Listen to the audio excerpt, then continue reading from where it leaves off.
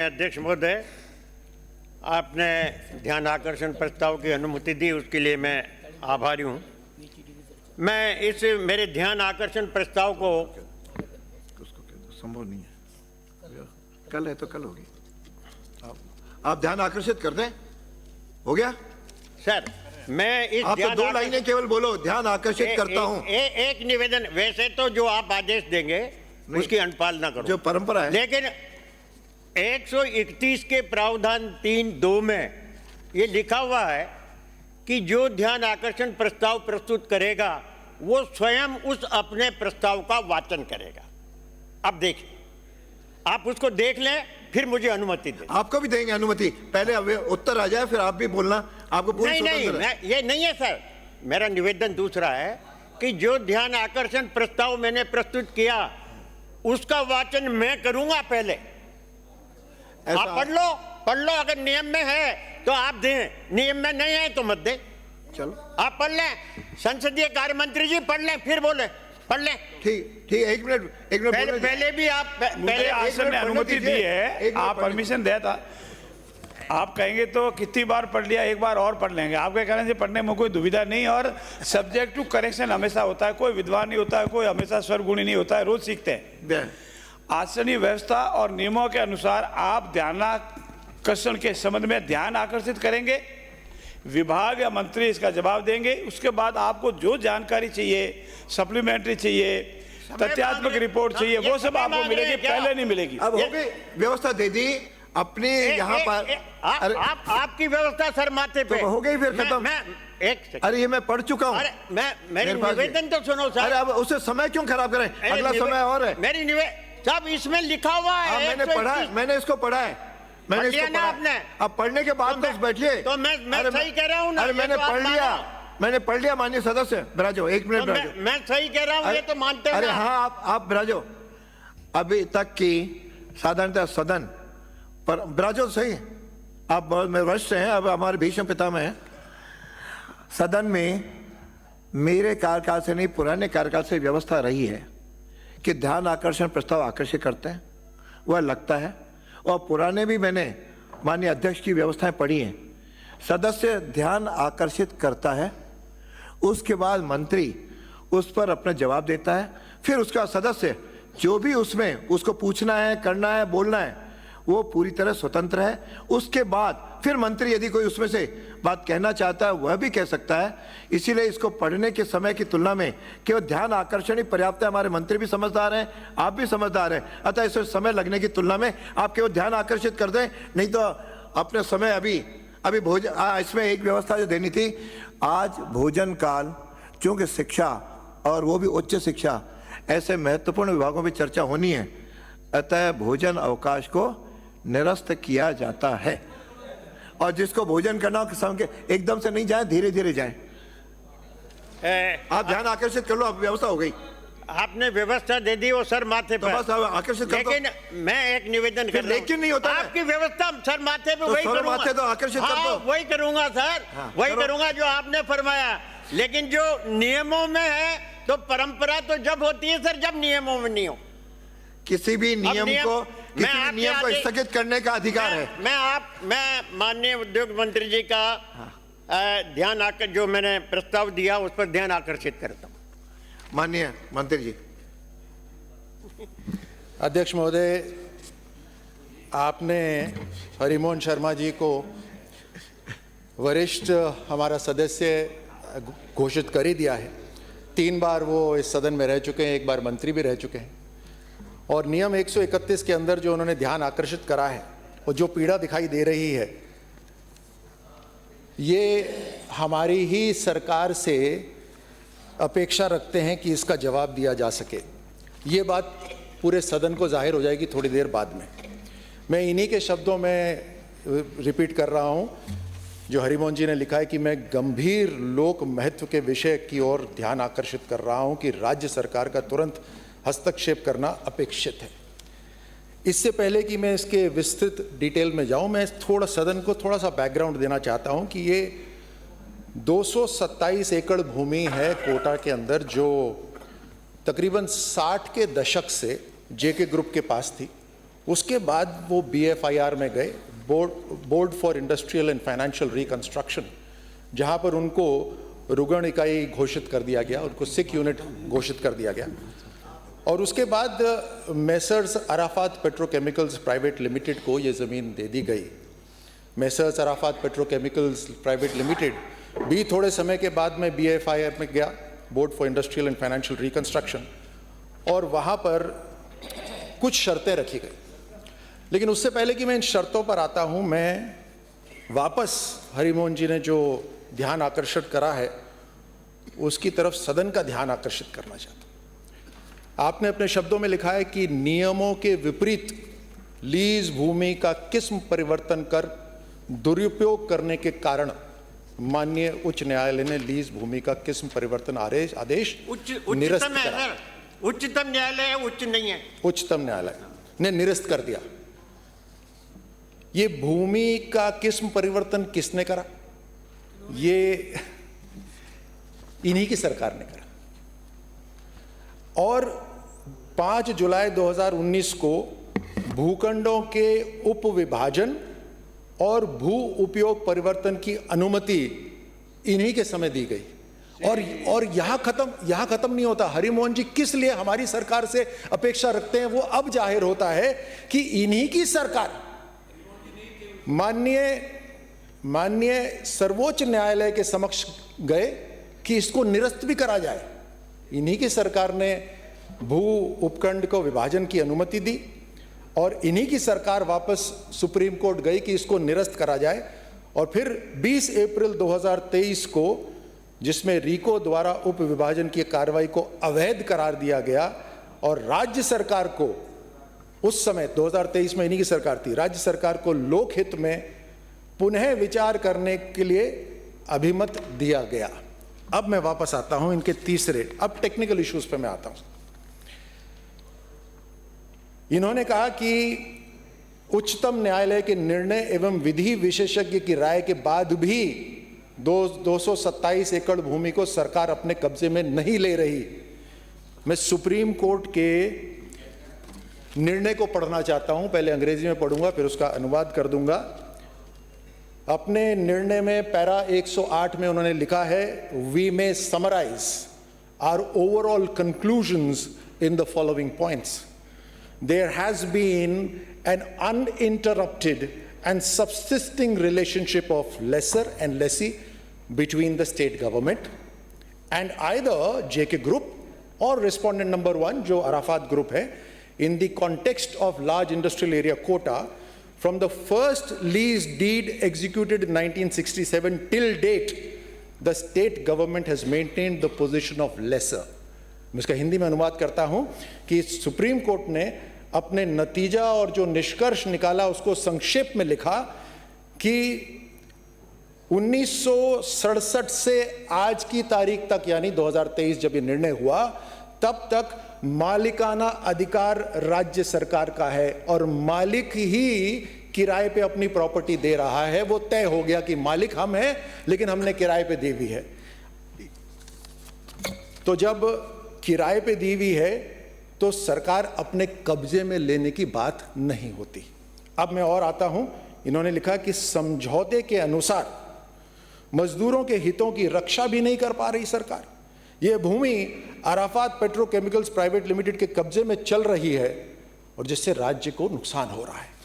हमें यहां पर सुप्रीम कोर्ट का एक और पैरा पढ़ूंगा जिसमें उन्होंने कहा है, para number 106, this shall however not preclude respondent number 1 from reapproaching the state government and seeking conversion of usage of land and attendant approvals under the 1959 rules. The state government shall be at liberty to consider such a proposal in public interest and in accordance with 1959 rules. मैं इसको हिंदी में कहता हूं कि ये जो भी निर्णय है सुप्रीम कोर्ट का, वो उस रेस्पोंडेंट नंबर 1 को नहीं रोकता, अराफात ग्रुप को नहीं रोकता कि वो राज्य सरकार के पास वापस से उपस्थित हो जाए और अपना लैंड का कन्वर्जन उनसे मांगे। लेकिन राज्य सरकार को ये पूरी खुली छूट है कि वो इस निर्णय को पब्लिक इंटरेस्ट में और अकॉर्डेंस विद 1959 रूल्स ले। अब मैं वापस आता हूं और इसको यहां समाप्त करता हूं कि ये जो BIFR में जब ये गए तो एक समझौता हुआ, उस समझौते के अंदर कुछ शर्तें थी। वो शर्तें फर्स्ट हैंड इंफॉर्मेशन में पूरी कंप्लीट नहीं करी है, क्योंकि कलेक्टर ने एक बार इस कंपनी को नोटिस दिया हुआ है। ये नोटिस भी इन्हीं की सरकार में दिया था। ये नोटिस दिया गया था 27 नवंबर 2020 को। तो अभी सरकार, जैसे आप अपेक्षा करते हैं, पूरी तरह से हम देखेंगे कि इन्होंने शर्तें मानी हैं कितनी नहीं मानी, और उसको तय करने के बाद सरकार पब्लिक इंटरेस्ट में निर्णय लेगी। ये हमारी जनता पार्टी की सरकार है। माननीय सदस्य, मैं चाहूंगा कि माननीय मंत्री महोदय ने जो कहा है कि हमारी सरकार में ही इसे कॉमर्शियल किया गया और सब डिवीजन किया गया, आप अपने उत्तर को करेक्ट कर लें। जहां तक मेरी जानकारी, ये आदरणीय वसुंधरा जी की सरकार में आखिरी के समय में जो 6 मंथ में जो फैसले किए गए, उसको हमारी सरकार ने रिव्यू किया।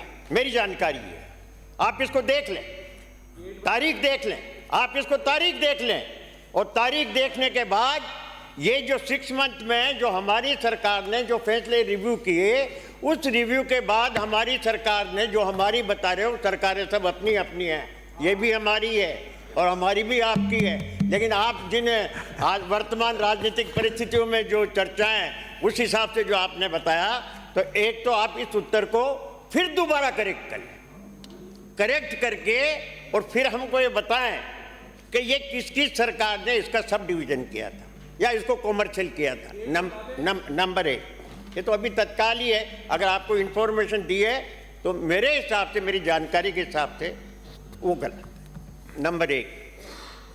दूसरा ये कि हम भी यही कह रहे हैं कि जो एग्रीमेंट जिसका हवाला आप दे रहे हो, जो अपने जिन शर्तों के साथ गवर्नमेंट ने इनको परमिशन दी, जेके को और अराफात, उनमें कंडीशंस थी कि रीएम्प्लॉयमेंट देगा, मजदूरों का पेमेंट करेगा, फैक्ट्री चालू करेगा। ये कंडीशंस थी। न फैक्ट्री चालू हुई, न मजदूरों का पूरा भुगतान किया गया और न एम्प्लॉयमेंट दिया गया। अब आप ये कह रहे हैं कि हम उसकी जांच कराएंगे कि एग्रीमेंट का है।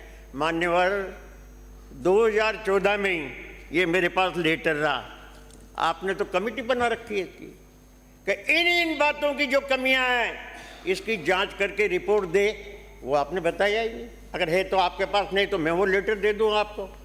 उसकी रिपोर्ट क्या आई? 14 में जो कमेटी बनाई, उसकी रिपोर्ट क्या आई? ये जो है, ये 2014 का, ये 13/1/14 का है। कार्यालय जिला कलेक्टर एवं जिला मजिस्ट्रेट कोटे का लेटर है, जिसमें एक कमेटी बनाई गई है और जिन इश्यूज पे उस कमेटी को रिपोर्ट देना था, उसमें उस एग्रीमेंट में लिखे हुए सारे इश्यूज, सारे इश्यूज हैं। दोनों सारे इश्यूज को दोनों बुद्धिजीवी व्यक्तियों के बहस होने दो। सारे इश्यूज हैं कि इन्होंने किन शर्तों की पालना की, काम चालू किया नहीं किया, फैक्ट्री चालू की नहीं की, एम्प्लॉयमेंट दिया कि नहीं दिया। ये तो सन 13/1/2014 में ही आपने कमेटी बना दी थी। आपसे मतलब, आप ये कहोगे सरकार किसकी थी, तो वो भी आपकी थी। सरकारें तो सब अपनी हैं। आपकी सरकार को भी हम तो अपना मानते हैं और सदन के नेता को भी नेता मानते हैं। आपकी पराई की बात मत करो, लेकिन करेक्ट कर लो आप। जब आपकी हमारी बात करते हो तो फिर आपकी निकली, तो उसका क्या नतीजा आया? ये सारे एग्रीमेंट के, अब आप ये कह रहे हो कि साहब अब हम इसकी एक जो कंडीशंस हैं उसकी हमने जांच करवाएंगे, पता लगाएंगे। नंबर एक मेरा आपसे निवेदन करना ये। दूसरा ये तो इनका कन्वर्सन अपन ने किया। वो सर, आप बोले, आप अपना बोले, अब वो अपना काम करेंगे, आप अपना काम करो। नंबर 1। दूसरा ये सर कि आपने जो जवाब दिया ऐसा लगा कि कहीं ये अराफात एंड कंपनी है, ये सबसे संपर्क तो नहीं कर रही है, जैसे उसी ने जवाब बनाया। इसके देखने से ऐसा लगा कि मेरा इसमें कोई इंटरेस्ट नहीं है। मुझे तो मजदूर मेरे पास आए और उन्होंने समस्या बताई, तो मैंने इसकी जानकारी ली। नहीं, मेरे हिसाब से मेरा कोई न तो इसमें इंटरेस्ट है, ये पब्लिक इंटरेस्ट की बात है, उन मजदूरों के इंटरेस्ट की बात है। जब आप लीज का इन्होंने कोई काम नहीं किया, फैक्ट्री चालू नहीं की, मजदूरों को एम्प्लॉयमेंट नहीं दिया, उसके पास ही जो है ना सर, जो कोटा में जो काम कर रहे हैं बिल्डिंग्स बनाने का, इसके पास ही एक जमीन और है जिसकी दीवार एक है। आप पता लगा लेना या कोटा जाओ तो देख लेना, तसल्ली से जवाब दे देना मुझको। मेरा इंटरेस्ट केवल इसमें ये है, पब्लिक इंटरेस्ट में मेरा ये कि जब एग्रीमेंट के हिसाब से काम नहीं हुआ तो इस जमीन को आप अपने कब्जे में क्यों नहीं ले रहे हो? आपने कहा ना ये तो हमारी है, हमारी है तो कब्जे में लो, आपके कब्जे में ही नहीं है, आपकी है तो यही तो मैं कह रहा हूं कि इस 237 एकड़ जमीन को सरकार अपने कब्जे में ले, इसको अपने कब्जे में लेके उन मजदूरों का सारा भुगतान करे और कार्रवाई करे। मैं भी तो यही कह रहा हूं। इन सब बातों को देख करके आप से मैं निवेदन करना चाहता हूं, कलेक्टर ने भी आपको चिट्ठी लिखी है, आपको चिट्ठी लिखी है ना, आपकी जानकारी में नहीं दी क्या डिपार्टमेंट ने? वर्तमान कलेक्टर ने चिट्ठी लिखी है आपको 3 महीने पहले, और ये कहा है कि हे सरकार के चलाने वालों, मुझे मार्गदर्शन करो कि इस जमीन का मैं क्या करूं। गायब, मार्गदर्शन देना का ही नहीं, उद्योग विभाग से मार्गदर्शन ही नहीं। तो ये महत्वपूर्ण बातें आप तसल्ली से इस पर विचार करें, तसल्ली से विचार करके जो बात मैंने आपसे कही है उसको आप करें और इस प्रॉब्लम को हल करें, और इस पर फिर चर्चा करने की आवश्यकता आएगी। मैं माननीय अध्यक्ष जी से निवेदन करता हूं, माननीय अध्यक्ष जी से निवेदन करता हूं कि इस पर फिर चर्चा करूंगा कि इन्होंने अब तक क्या किया और क्या नहीं किया, इनको समय दे दो। आपकी बात आ गई माननीय मंत्री। अध्यक्ष महोदय, जो फैक्चुअल इंफॉर्मेशन है वो ये है कि 2007 के अंदर लीज अंतरण स्वीकृति जिला कार्यालय ने दी, यानी उस समय अराफात कंपनी को जो लीज ट्रांसफर हुई वो 2007 में हुई। आप जानते हैं उस समय क्या सरकार थी, लेकिन वो BIFR। अरे अब सुनिए, आपकी बात आ गई, आपको मैंने पर्याप्त समय दे दिया। हाँ, हमारी अब उनके सुन तो रहा हूं। बैठिए, सुनिए माननीय सदस्य, सुनिए तो सही, माननीय इज्जत की बात है।